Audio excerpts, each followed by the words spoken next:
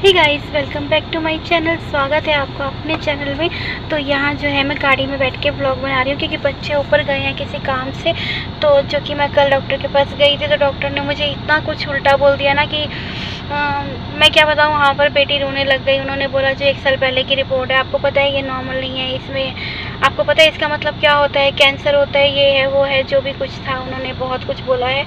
तो बच्चे अभी भी मुझे छोटी बेटी ने बता दिया था, उसकी फ्रेंड है जो डॉक्टर है, तो उसने उसको रिपोर्ट भेजी है। उसका हस्बैंड जो है आर्मी में है, तो उसका हस्बैंड आर्मी में है, तो उसको उसने रिपोर्ट भेजी। तो ब्लड्स वगैरह की रिपोर्ट भी गई हैं।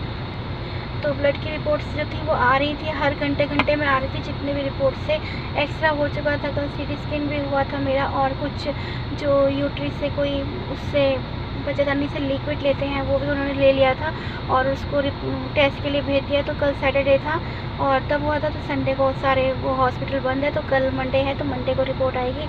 और जो हिस्ट्रोस्कोपी थी वो दोबारा करने को बोला है। तो वो बोलते हैं हमें पूरे चांसेस हैं कि कैंसर हो चुका है, अंदर पनप चुका है। तो आप सब प्रे कीजिएगा कि वो ना हो, क्योंकि मेरे ऊपर बहुत सारी जिम्मेवारियाँ और फाइनेंस हर तरफ से प्रॉब्लम है। फाइनेंस प्रॉब्लम बहुत है, और क्या बताऊँ आपको कि बेटी शादी लायक है, एंगेज हो चुकी है। तो अभी इतना भी फाइनेंस नहीं है कि मैं उसकी शादी कर सकूं। और साथ में मेरी ये बीमारी, और चूँकि मेरा आधार कार्ड था जो कि अभी तक नहीं आ रहा था, वो भी भगवान की दुआ है कि मेरा आधार कार्ड भी कल आ चुका है बन के।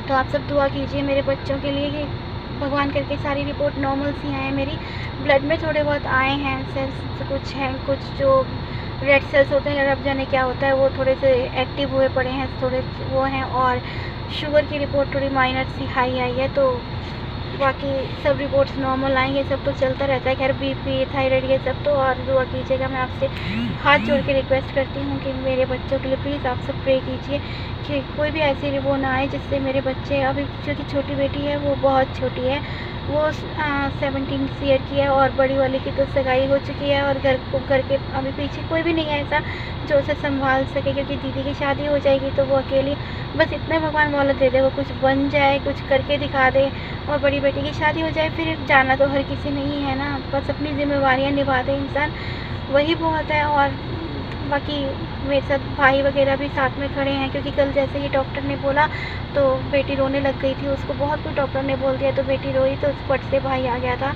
भाई भाभी आ गए थे वहाँ हॉस्पिटल में। क्या हुआ क्या नहीं हुआ, अभी भी बड़े भाई का फ़ोन आ रहा था, तो वो बोलते हैं हम जाएंगे। तो उसने किसी ने बोला है आप जाके दिल्ली में सफदरजंग या उधर एम्स में दिखाओ, तो देखो वहाँ देखते हैं। अभी देखती हूँ मैं रिपोर्ट किसको दिखाती हूँ, क्योंकि अब सरवोते जाने का मेरा बिल्कुल भी मन नहीं है। जिस तरह से कल डॉक्टर का बिहेवियर था ना, वो बहुत बोलना चाहिए। बताओ आप, एक देखो, एक बच्चा आया और एक मदर आई है, पेशेंट आया, पेशेंट के सामने तुम इतना कुछ बोल रहे हो, पीछे बोलो, किसी बड़े को बुलाओ या कुछ बुलाओ, या बता भी रहे हो तो तसल्ली से बैठ के बताओ पेशेंट को भी। तो उन्होंने इतना कुछ बोल दिया ना, जो कि वो घबरा गई थी, बहुत ज़्यादा घबराई हुई है वो। और अब उसकी फ्रेंड ने भी बोल दिया कि 1 साल पहले की रिपोर्ट में ही कैंसर आ गया था। तो मैं उसको समझा रही थी अगर ऐसा कुछ होता तो जो रिपोर्ट थी वो मैंने उधर दिखाई थी, जिन्होंने ऑपरेशन किया था मेरा इसका पथरी का, गॉल ब्लैडर निकाला था उन्होंने। तो मैंने कहा, उन्होंने कहा था ना कि अभी ऑपरेशन हुआ है तो मेरे अंदर वीकनेस आ गई, तो 6 मंथ बोले थे उन्होंने, अभी थोड़ा हम आराम कर लेते हैं। फिर उसके बाद मुझे कोई एलर्जी हो गई थी, वो बहुत पेनफुल थी, उससे मेरी पूरी बॉडी में ईचिंग होती थी, और पूरे टाइम ऐसा लगता था जैसे मेरी बॉडी में ना आग सी जल रही है। तो वो बहुत पेनफुल थी। तो वो डॉक्टर ने बोला, जो यहाँ के सबसे अच्छे डॉक्टर हैं, उन्होंने बोला अभी आप इसको साइड पे रख दो, हम ये सर्जरी वगैरह अभी नहीं करेंगे, क्योंकि हमें जो नई प्रॉब्लम स्टार्ट हुई है ना उससे लड़ना है। तो वो ठीक हुई। उसके बाद फिर मेरा, उन्होंने बोला था कि आप हर 6 मंथ बाद अल्ट्रासाउंड करवाना। तो मैंने बल्कि हर 6 महीने, साल के अंदर 3 अल्ट्रासाउंड मेरे हो चुके हैं। तो उनमें मेरा जो था यूट्रस था वो बल्कि आया है। तो पहले तो बहुत ज़्यादा था, बल्कि अब तो फिर भी कम है। पहले 14 था, फिर 6 हुआ, फिर अभी फ़िलहाल में 8.4 आया है मेरा। तो देखिए क्या होता है, बस आपसे दुआ करती हूँ, आप सब प्रे कीजिए जितना हो सकता है कि मेरी रिपोर्ट्स नॉर्मल आएँ। तो दुआ पे तो आपको पता है सब कायम होता है।